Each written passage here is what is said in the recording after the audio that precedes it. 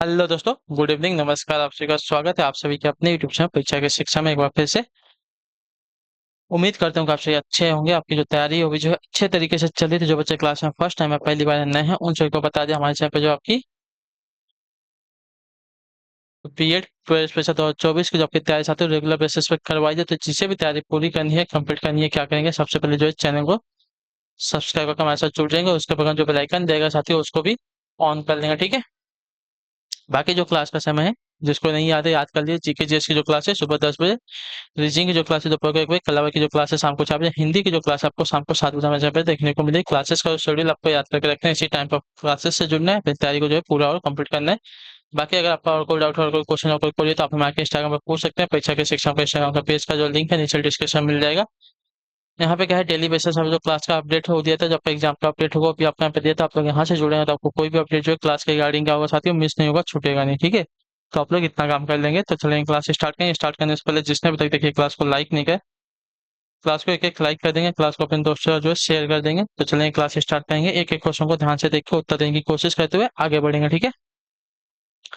ये क्या है, उपयोगितावाद का जनक किसे का माना जाता है? उपयोगितावाद का जनक किसे माना जाता है?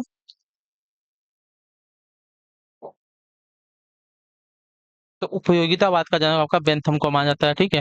जो आपका दिया गया सी विकल्प आपका राइट आंसर हो जाएगा, ठीक। क्लियर। उपयोगितावाद का जनक आपका जेरेमी बेंथम को माना जाता है। बेंथम के अनुसार उपयोगिता किसी कार्य या वस्तु का वह गुण है जिससे सुखों की प्राप्ति तथा दुखों का निवारण होता है, ठीक है। अगले क्वेश्चन बढ़े आपका 52 नंबर। भारतीय संविधान वकीलों का स्वर्ग यह कथन किसका बताइए? भारतीय संविधान जो है वकीलों का स्वर्ग यह कथन किसका है? तो यह जो है कथन है आपका सर आइवर जेनिंग्स का, ठीक है। जो आपका डील अभी कब देगा आपका आंसर। भारतीय संविधान वकीलों का स्वर्ग यह कथन आपका सर आइवर जेनिंग्स का है। चलिए अगले क्वेश्चन में बढ़े आपका 53। प्लेटो की अध्ययन पद्धति थी क्या बताइए? प्लेटो की अध्ययन पद्धति क्या थी? अनुभवात्मक थी, तुलनात्मक थी, निगमनात्मक थी या आगमनात्मक थी, क्या थी? तो देखिए प्लेटो की अध्ययन पद्धति आपकी निगमनात्मक थी, जो आपका दिया गया यहाँ पे सी वाला विकल्प आपका राइट आंसर होगा, ठीक है। क्लियर हो इसके बारे में? इस पद्धति का प्रयोग जो उन्होंने अपने राजनीतिक चिंतन में किया था। इसमें जो सामान्य सिद्धांत के आधार पर विशेष के संबंध में निष्कर्ष निकाले जाते हैं, ठीक है। अगला है आपका 54 नंबर। अरस्तु सर्वाधिक प्रभावित था किससे बताइए? अरस्तु जो है सर्वाधिक प्रभावित किससे था? तो अरस्तु जो है प्रभावित अपने गुरु प्लेटो की कृति द लॉज से था, ठीक है। जो आपका दिया गया यहाँ पे डी वाला विकल्प आपका है। जैसा अरस्तु जो है सर्वाधिक प्रभावित था अपने गुरु प्लेटो की कृति द लॉज से, ठीक है। अगले क्वेश्चन बढ़े आपका 55 नंबर है। गार्नर के अनुसार राज्य में गार्नर के अनुसार राज्य के मुख्य तत्व कितने आवश्यक तत्व बताइए? गार्नर के अनुसार राज्य के मुख्य कितने आवश्यक तत्व हैं? तो गार्डनर के अनुसार राज्य के मुख्यतः कितने आवश्यक तत्व हैं? तो आपका राइट आंसर यहाँ पे हो जाएगा साथियों 4। क्या क्या है? जनसंख्या है, निश्चित भूभाग है, सुसंगठित सरकार या शासन तथा आपका संप्रभुता। ये जो है गार्डनर के अनुसार राज्य के 4 प्रमुख क्या है तत्व हैं, ठीक है। अगले क्वेश्चन बढ़े आपका 56 नंबर। अविश्वास प्रस्ताव का अर्थ क्या है बताइए? अविश्वास प्रस्ताव का अर्थ क्या है? तो अविश्वास प्रस्ताव का अर्थ होता है मंत्रि परिषद में अविश्वास, ठीक है। जो आपका दिया गया सिविल विकल्प आपका आइडेंस हुआ। अविश्वास प्रस्ताव लोकसभा में केंद्र सरकार के खिलाफ विपक्षी पार्टी द्वारा दिया जाता है। इस प्रस्ताव का सामान्य स्वरूप यह सदन जो है मंत्रि परिषद में अविश्वास व्यक्त करता है, ठीक है। चलिए अगले क्वेश्चन पर रहेंगे आपका 57 नंबर।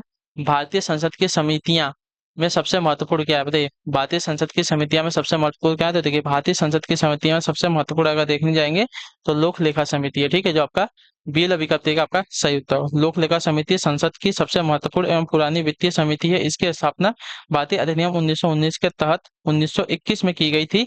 प्राक्कलन समिति जो है संसद की अस्थायी समितियों में से सबसे बड़ी समिति है, ठीक है। चलिए अगले क्वेश्चन बढ़े आपके आपका 58 बताइएगा राइट होगा। संसद के दोनों सदनों के संयुक्त अधिवेशन की अध्यक्षता कौन करता है? इसका राइट आंसर संसद के दोनों सदनों के संयुक्त अधिवेशन की अध्यक्षता कौन करता है? तो आपका राइट आंसर स्पीकर यानी कि लोकसभा का अध्यक्ष। जो आपका ये विकल्प देगा आपका सही उत्तर हो जाएगा, ठीक है। क्लियर होगा इसके बारे में? भारतीय संविधान के अनुच्छेद 108 के अनुसार संसद के दोनों सदनों के संयुक्त अधिवेशन की अध्यक्षता आपका लोकसभा का अध्यक्ष अर्थात स्पीकर। यह संयुक्त बैठक जो है राष्ट्रपति के द्वारा बुलाई जाती है। अगला है आपका 59 नंबर। वेल्थ ऑफ नेशंस किसकी रचना है? बताइए, वेल्थ ऑफ नेशंस किसकी रचना? तो वेल्थ ऑफ नेशंस की अगर बात की जाएगी तो आपकी एडम स्मिथ की रचना है, जो आपका दिया गया सी वाला विकल्प आपका एडिशन। वेल्थ ऑफ नेशन जो है पुस्तक एडम स्मिथ ने लिखी है, ठीक है, क्लियर है। चलिए अगले क्वेश्चन बढ़े आपका 60 नंबर, बताइएगा आइटम निम्नलिखित में से किस पर्वत श्रृंखला को सह्याद्री कहा जाता है? बताइए, किस पर्वत श्रृंखला को सह्याद्री कहा जाता है? तो आपका आइटम यहाँ पर हो जाएगा साथियों, पश्चिमी घाट को सह्याद्री कहा जाता है, जो आपका पीला विकल्प देगा आपका आइटम हो जाएगा, ठीक है। पश्चिमी घाट को जो है सह्याद्री कहा जाता है, ठीक है। सह्याद्री जो है पश्चिमी घाट की पर्वत श्रृंखला को कहा जाता है। यह श्रृंखला जो है भारत के पश्चिम में गुजरात से कन्याकुमारी तक जो है 1600 किलोमीटर तक लंबी है। अगला है आपका प्रशुल्क से आशय क्या है? तो प्रशुल्क से क्या आशय है? तो प्रशुल्क से आशय आपका वस्तुओं पर लगाए गए आयात करों से, ठीक है, क्लियर। तो जो आपका बिल विकल्प देगा आपका एड्रेस है।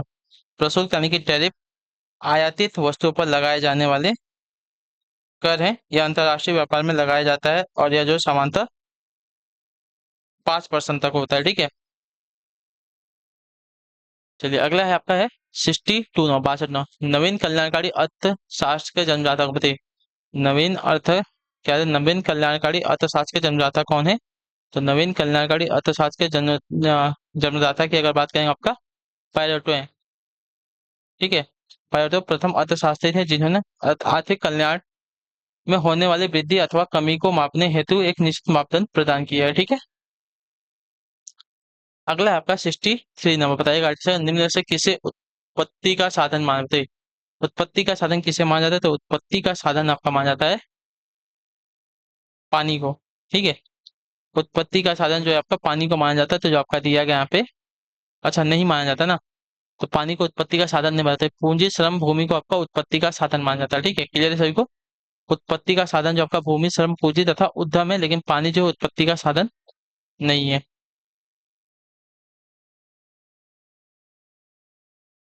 अगले क्वेश्चन पे बढ़े हैं आपका 64 नंबर, हवाला क्या है? बताइए, हवाला क्या है? तो हवाला जो आपका विदेशी मुद्रा विनिमय का अवैध कारोबार होता है, ठीक है, जो आपका डील विकल्प देगा आपका एड्रेस है। हवाला विदेशी मुद्रा विनिमय का अवैध कारोबार है। हवाला लेन देन में धन अनाधिकृत रूप से एक देश से दूसरे देश में विदेशी विनिमय किया जाता है, ठीक है। अगले क्वेश्चन में आपका 65 नंबर, जब मुद्रा की पूर्ति में वृद्धि होती है तो वस्तुओं का मूल्य क्या होता है?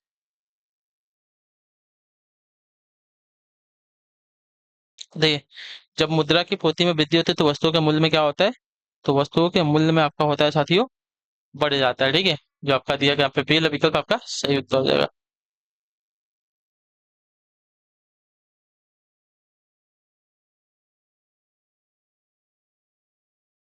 क्लियर है। जब मुद्रा की पूर्ति में वृद्धि होती है तो वस्तुओं के मूल्य आपके बढ़ जाते हैं। मुद्रा का उपयोग विनिमय के माध्यम के रूप में होता है। वस्तुओं की कीमत मुद्रा की पूर्ति पर निर्भर करती है, ठीक है। अगले क्वेश्चन बढ़ेंगे 66 नंबर है, निम्नलिखित में से कौन सा कथन आपका सत्य है यहाँ पे?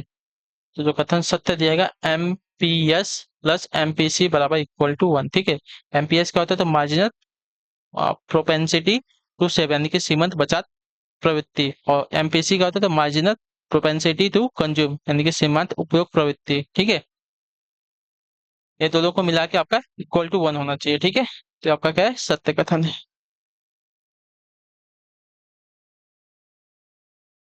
अगला आपका 67 नंबर 67 नंबर है, सापेक्ष आय परिकल्पना किसने प्रस्तुत की? बताइए, सापेक्ष आय की परिकल्पना किसने प्रस्तुत की? तो ड्यूजेन नरबरी ने, ठीक है। ड्यूजेन बरी ने आपके सापेक्ष आय परिकल्पना प्रस्तुत की थी, जो आपका डी विकल्प देगा आपका राइट आंसर होगा, ठीक है, क्लियर हो गया इसके बारे में। सापेक्ष आय परिकल्पना जेम्स ड्यूजेन बरी ने वर्ष 1949 में प्रकाशित अपनी पुस्तक income saving and the theory of consume behaviour में प्रस्तुत की थी, ठीक है। अगला आपका 68 नंबर, बताइएगा आइटम होगा, ऋग्वेद का 9वां मंडल किस देवता को समर्पित है? बताइए, ऋग्वेद का 9वां मंडल किस देवता को समर्पित है? तो ऋग्वेद का 9वां मंडल आपका है सोम देवता को समर्पित, जो आपका डी ऑप्शन देगा आपका राइट आंसर, ठीक है। ऋग्वेद के 9वें मंडल में सोमदेव का उल्लेख हुआ है। अगला है आपका 69 नंबर 69 नंबर, बंगाल का विभाजन किसके काल में हुआ था? बताइए, बंगाल का विभाजन जो है किसके काल में हुआ था? तो बंगाल का विभाजन आपका 1905 ईस्वी में लॉर्ड कर्जन के शासनकाल में हुआ था, ठीक है, याद रखिएगा। 1905 ईस्वी में हुआ था।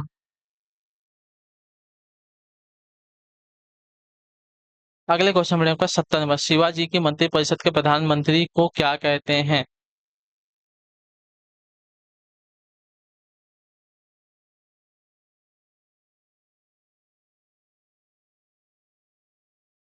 तो उनको जो है पेशवा कहा जाता है, ठीक है। इसलिए शिवाजी के मंत्रिपरिषद में प्रधानमंत्री को पेशवा कहा जाता है, कहते थे, ठीक है, कहते थे। लोधी वंश की स्थापना किसने की थी, बताइए। लोधी वंश की स्थापना किसने की थी? तो लोधी वंश की स्थापना आपकी पहलव लोधी ने की थी, ठीक है। जो आपका ये विकल्प देगा आपका एड्रेस होगा 1451 ईस्वी में, ठीक है। अगला आपका 72 नंबर है, बताइएगा किस गवर्नर जनरल का नाम जो है राज्य हड़प नीति यानी कि ड्रॉकिन ऑफ लैप्स के साथ जुड़ा हुआ है? किस गवर्नर जनरल का जो नाम है राज्य हड़प नीति के साथ जुड़ा हुआ है? तो आपका एड्रेस यहाँ पे हो जाएगा साथियों लॉर्ड डलहौजी का, जो आपका सी वाला विकल्प देगा आपका एड्रेस हो जाएगा, ठीक है। लॉर्ड डलहौजी का जो नाम है राज्य हड़प नीति के साथ जुड़ा हुआ है। अगले क्वेश्चन में आपका 73 नंबर बताइएगा, 73 पे एड्रेस है, अशोक ने किस बौद्ध साधु से प्रभावित होकर बौद्ध धर्म अपनाया था? अशोक ने किस बौद्ध साधु से प्रभावित होकर जो को बौद्ध धर्म अपनाया था? तो आपका राइट आंसर यहाँ पर हो जाएगा यहाँ पे उपगुप्त, जो आपका दिया गया है सी विकल्प आपका राइट आंसर। अशोक ने उपगुप्त नामक बौद्ध साधु से प्रभावित होकर जो है बौद्ध धर्म अपनाया था अपना, ठीक है। अगले क्वेश्चन में आपका 74 नंबर, अकबरनामा किसने लिखा था? तो अकबरनामा जो आपकी अबुल फजल ने लिखी थी, ठीक है। क्लियर है? अकबरनामा अबुल फजल द्वारा रचित है। इसे 3 भागों में विभाजित किया गया है, ठीक है। चलिए 75 नंबर आपका आंसर देंगे, भारत छोड़ो आंदोलन कब शुरू किया गया था, बताइए। तो ये आपका शुरू किया गया था अगस्त 1942 में, ठीक है। जो आपका दिया गया डी विकल्प आपका भारत छोड़ो आंदोलन महात्मा गांधी द्वारा ब्रिटिश शासन को समाप्ति करने के लिए 8 अगस्त 1942 को जो शुरू किया गया था, ठीक है। अगले क्वेश्चन में आपका 76 नंबर उत्तर दीजिएगा। अच्छा, बुद्ध किस वंश से संबंधित थे, बताइए। बुद्ध जो थे किस वंश से संबंधित थे? तो बुद्ध का जो जन्म आपका देखिए शाक्य वंश में हुआ था, ठीक है।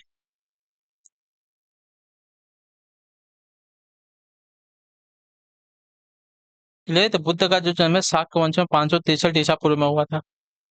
चलिए अगले क्वेश्चन में आपका 77 बता देगा, सामाजिक भौतिक शास्त्र का जनक समाज शास्त्र किसने रखा थे? सामाजिक भौतिक शास्त्र का नाम समाज शास्त्र किसने लगा था? तो आपका आइडेंस यहाँ पर साथियों अगस्त कॉम्टे ने, ठीक है। जो आपका दिया गया यहाँ पे डी विकल्प आपका आइडेंस, सामाजिक भौतिक शास्त्र का नाम समाज शास्त्र जो आपका अगस्त कॉम्टे ने रखा था। अगला आपका है साथियों 78 में, बेबर ने सामाजिक क्रिया के कितने प्रकार बताए हैं? तो देखिए बेबर ने सामाजिक क्रिया के आपके प्रकार बताए हैं साथियों कुल 4। परम्परात्मक क्रियाएं, भावात्मक क्रियाएं, मूल्यांकनात्मक क्रियाएं और बौद्धिक क्रियाएं। ये आपकी बेबर की सामाजिक क्रियाएं जो है 4 प्रकार की हैं, ठीक। अगला है आपका 79, दास व्यवस्था में निम्नलिखित में से कौन सा वर्ग नहीं था? स्वतंत्र व्यक्ति, पादरी, स्वामी या दास? तो आपका एड्रेस ऑफ पादरी, जो आपका बी विकल्प देगा आपका एड्रेस, दास व्यवस्था में पादरी वर्ग नहीं था। स्वतंत्र व्यक्ति, स्वामी तथा दास आदि जो है दास व्यवस्था में थे। आखिरी है 80 नंबर, समाज शास्त्र का मुख्य उद्देश्य क्या है? तो समाज शास्त्र का मुख्य उद्देश्य जो है समाज को समझना होता है। जो बी वाला ऑप्शन देगा आपका राइट आंसर हो जाएगा, ठीक है। समाज शास्त्र का मुख्य उद्देश्य समाज को समझना, समाज शास्त्र में समाज का विविधता का अध्ययन किया जाता है, ठीक है। क्लियर है? चलिए तो इसी के साथ जो आपकी क्लास है आज की यहीं पे जो है कंप्लीट होती है। आई होप कि जो क्लास है अच्छी लगी है, अच्छी लगी क्लास को लाइक कर दीजिएगा और चैनल पर पहले चैनल को जो है सब्सक्राइब कर लीजिएगा, ठीक है। और हमें जो है कमेंट अपनी राय क्लास का हमें जरूरत है, आपको क्लास कैसी लगी। तो हम आपसे मिलते हैं आपकी अगली क्लास में, तब तक के लिए टाटा बाय बाय, जय हिंद जय भारत। आपसे क्लास से जुड़ने के लिए बहुत बहुत ही धन्यवाद साथियों।